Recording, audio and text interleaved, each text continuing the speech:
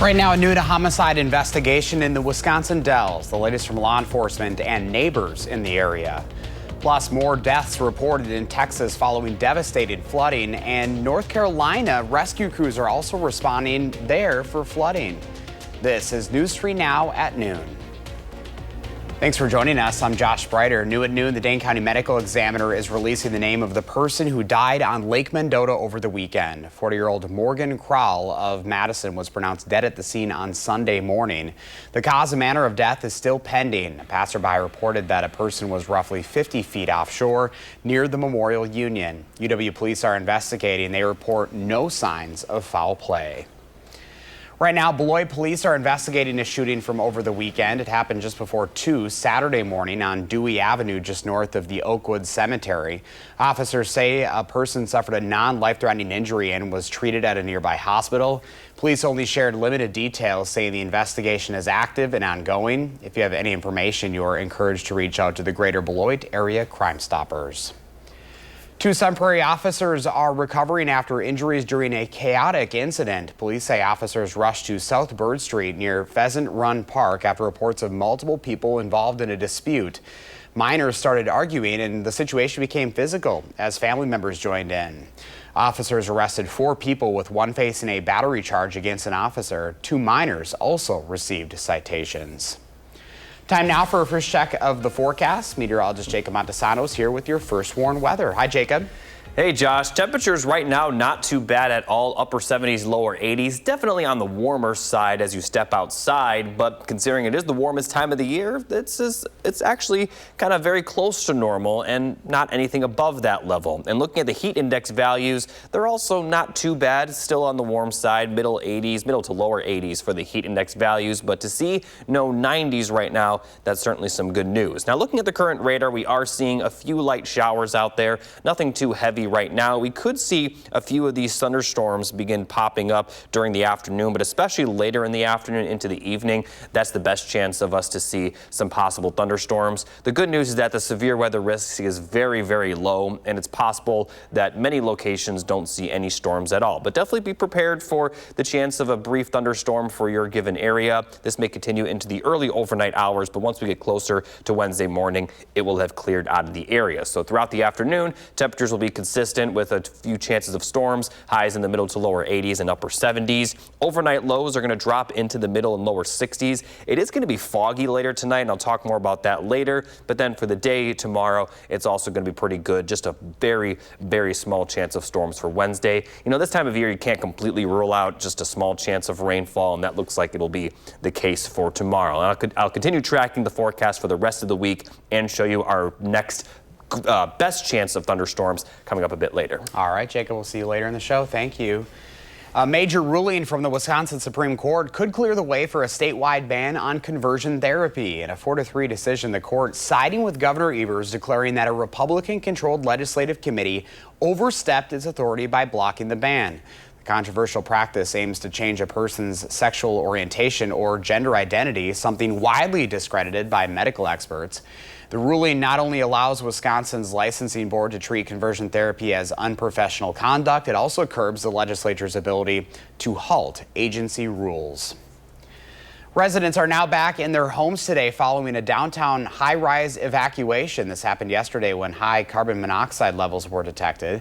Firefighters responded just before 2 to North Francis Street near Whitty Hall, where a gas-powered water pump caused carbon monoxide to leak through the building. Levels reached over 100 parts per million on the 7th floor, prompting evacuation of all 12 stories. Ventilation crews cleared that building just a short time later. Right now, more than 20 agencies are responding down south as the search for multiple missing people of central Texas continues after devastating flash floods. Amy Kiley reports on just some of the many people who helped save lives. I've lost 2 friends. We left them. And they're gone. More than 100 people are dead after catastrophic floods in central Texas. But that number would be higher without heroic rescuers. One is a father who died saving his daughter. Joel held on to him and prayed over his family and did his very best to hang on as long as he could. The owner of this devastated RV park recalls banging on doors and helping residents through the water. She says her husband nearly died in the river. My husband kept yelling at him, throw your baby at me. And at that point, a big wave came by and they both got swept away. Some survivors from camps along the river praise their counselors for thinking quickly. They moved the boys from their lower bunks to then the upper bunk, and then ultimately hoisted them up into the rafters. Camp Mystic is where more than 24 children and counselors died. One Coast Guard swimmer says he gave up his spot in a helicopter to fit more children on board. It's fresh like spring. Now he's credited with helping save 165 children rescued from the camp. I've never seen anything this tragic in my life. I'm Amy Kiley reporting. By the way, that Coast Guard swimmer is new to his role. He says Camp Mystic was his first mission. Meanwhile, in North Carolina, they are also cleaning up and searching after major flooding hit there over the weekend. In a similar story, the Eno River near Durham, North Carolina, rising 20 feet in less than 6 hours yesterday morning. The Ha River near Burlington grew from 2 feet to 32.5 feet in just 13 hours. In the community of Chapel Hill, 2 women say they found themselves waist deep in water after leaving a movie. And shop owners say water destroyed their businesses that were already struggling. This is all a loss, all of this. Because of the tariffs and tariffs on yarn and all of those goods, I had spent every dime I had on more merchandise. I don't think anybody anticipated that we would get the storm to stall on top of Orange and Alamance. That shopping center has also been condemned and power has been shut off. Roughly 22,000 people in North Carolina are still without power. Now to a recall alert of more than 1 million Ram trucks. They're being investigated by federal auto safety regulators. At issue is whether recalls were sufficient enough to fix a flaw that could lead to the vehicles rolling away unexpectedly. The defect in question could lead to a pickup's transmission being shifted out of park without having a foot on the brake pedal or a key in the ignition. The National Highway Traffic Safety Administration says there are 20 reports indicating previous recall repairs did not fix the problem. The agency says a handful of incidents involved injuries and several others that reportedly led to a crash or fire. Several airlines around the world have recently updated their rules concerning portable batteries carried onto planes. The updates follow a fire that destroyed a plane in South Korea in January, possibly sparked by a power bank containing lithium-ion batteries. The risk is a battery that could heat quickly and possibly catch fire. Now airlines are adding rules for use of batteries inside the cabin. Among U.S. airlines, Southwest took action in May to tweak its policy. The carrier bans passengers from charging devices using portable batteries while stowed in the overhead bin. Devices must be charged in plain sight during a flight. Coming up next on News 3 Now at noon, more big news for those who like to travel by air, plus what you can expect for Amazon Prime Day happening now.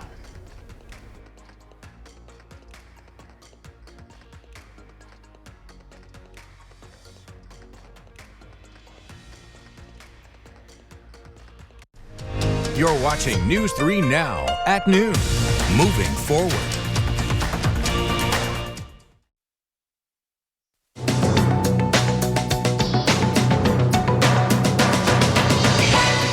Great news for air travelers. Passengers at some U.S. airports no longer have to remove their shoes during pre-flight security checks. 2 sources familiar with the matter tell CBS News. That's because the rule is expiring. The sources say the Transportation Security Administration appears to be phasing in the change. TSA pre-check customers were already exempt from removing their shoes. Amazon Prime Day is here. Americans are expected to spend almost $24 billion during the big 4-day sales event, according to market research firm Adobe Analytics. But several other major retailers, including Walmart and Target, are also getting in on the action this week, holding rival sales of their own. And Krispy Kreme has launched its new Hungry for Heroes donut collection, celebrating the iconic DC Comics superheroes, Superman, Batman, and Wonder Woman. It comes as the new Superman movie hits theaters nationwide this week. That's your CBS News Money Watch report. For more, log on to cbsmoneywatch.com. At the CBS Broadcast Center, I'm Tim McNicholas. Here's a look at the stocks at the noon hour. The Dow's down 165 points, NASDAQ up 26, and the S&P 500 down just over 1. Our Call for Action volunteers are in the building taking your consumer complaints and taking action on your behalf. Call for action at 608-270-2833 or submit a claim anytime at channel3000.com/call-for-action. This weekend, Madison is hosting its first Spirit Walk to raise funds for the Tamakaya Water Project. The Tamakaya Water Project helps bring clean water to the village of the same name in Peru. The 20-mile walk will take you throughout the city from the UW-Madison Arboretum to Turville Point Conservation Park. If you want to take part in that walk, it starts at 8 a.m. this Saturday at the Covenant Presbyterian Church. The walk is expected to finish around 5:30 in the evening at Lake Farm County Park. Tomorrow is the third installment of Concerts on the Square. The free Capitol event on the Square is perfect for a summer night out. Just bring a blanket and enjoy the music. There are 4 more weeks to enjoy free Wednesday concerts. Food vendors are also available, or you can reserve a table with catering. You can mark your spot starting at 3 in the afternoon. The concert starts at 7. This week's theme is 20th Century American Music. Performing will be Angela Brown, an internationally acclaimed soprano. And you'll also be able to catch some friendly faces at this week's concert. Kyrian Lee will be there alongside our morning meteorologist, Vanna Brito, and evening anchor, Eric Franke. More than 50 young musicians from the Wisconsin Youth Symphony Orchestra will embark on a 10-day international tour next week. Alongside other prestigious venues, the group will perform at the Granada International Festival of Music and Dance in Spain. It is their first international trip since 2019. It's such an amazing experience, and to be doing it through WISO, to be performing there, I'm super excited to get immersed in the culture and not only play some exciting music for them, but like to perform in those spaces which show such musician and history there. Their executive director says the intensive tour experience makes the students sound like a professional orchestra by their final performance. Many participants received scholarship support to make that trip possible. Well, still to come for us, we have today's farm numbers along with the first warn forecast with meteorologist Jacob Montesano. That's when News 3 Now at noon continues.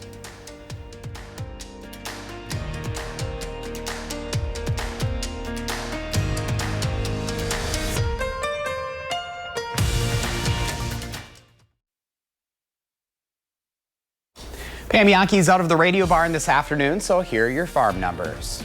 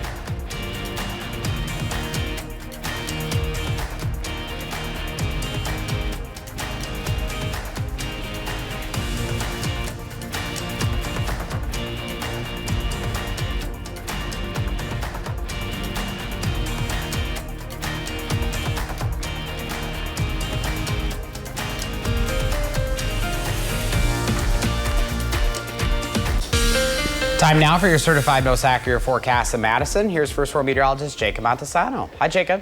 Hey, Josh, here's a look at the 3 things you need to know. Temperatures are going to remain very consistent. We're going to see a lot of highs in the 80s going forward. Small chance of some storms Wednesday and Thursday, but a better chance of storms will come on Friday, especially later in the day Friday. Now, before we get to tomorrow, I do want to mention that we are going to see some foggy conditions tonight. Here's a look at the visibility forecast. We could be seeing visibility down to around 1 mile, maybe even less at times for Wednesday morning. So if you have anywhere to be, if you're just heading to work, definitely just take it a little bit extra slow, as visibility could become a problem at times, but it's going to clear up very quickly. And right now, we're not expecting foggy conditions to be quite as bad later in the week. Now, looking at the current radar, we are seeing some of those very light showers right now in far southern Wisconsin. Could see a few of those isolated storms pop up in the afternoon and evening, especially for areas south of Madison. But really, the entire area does have a chance to see those showers and storms. Best chance chance does look to be kind of that late afternoon through evening time frame,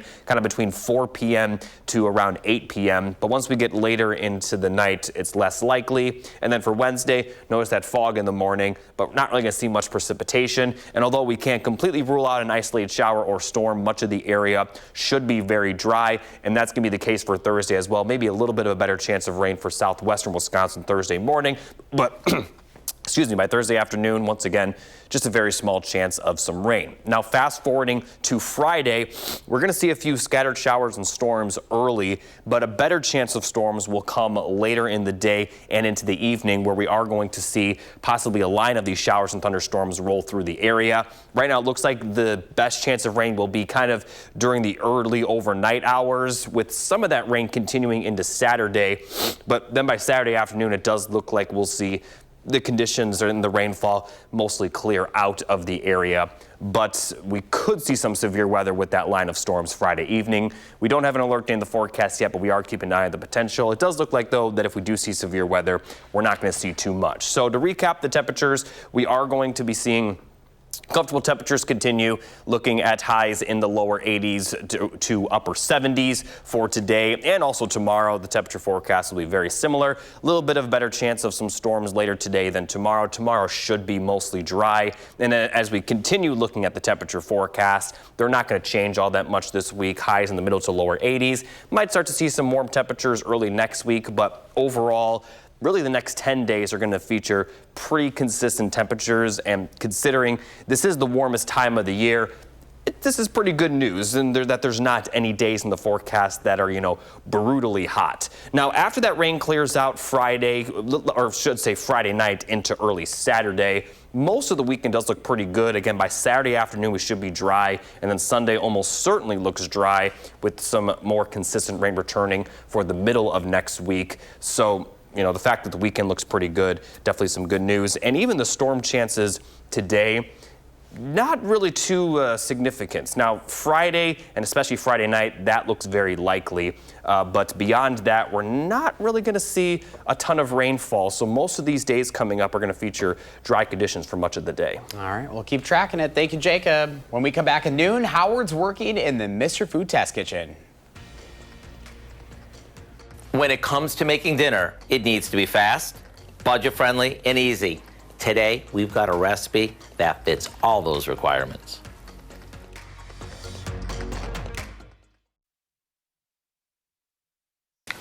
When we think about what to make for dinner, the things that concern us the most are, is it easy to make? How much time will it take? And is it budget-friendly? Well, if that sounds like you, then you're not alone. So let me share a recipe that scores well in all those categories. We start by seasoning a couple dozen chicken drumsticks with salt and pepper before roasting them off. And if you're not familiar with how budget-friendly they are, let me tell you, are you ever in for a nice surprise? While they're roasting, we throw together a glaze, which is simply some honey, chopped garlic, and a couple shakes of hot pepper sauce.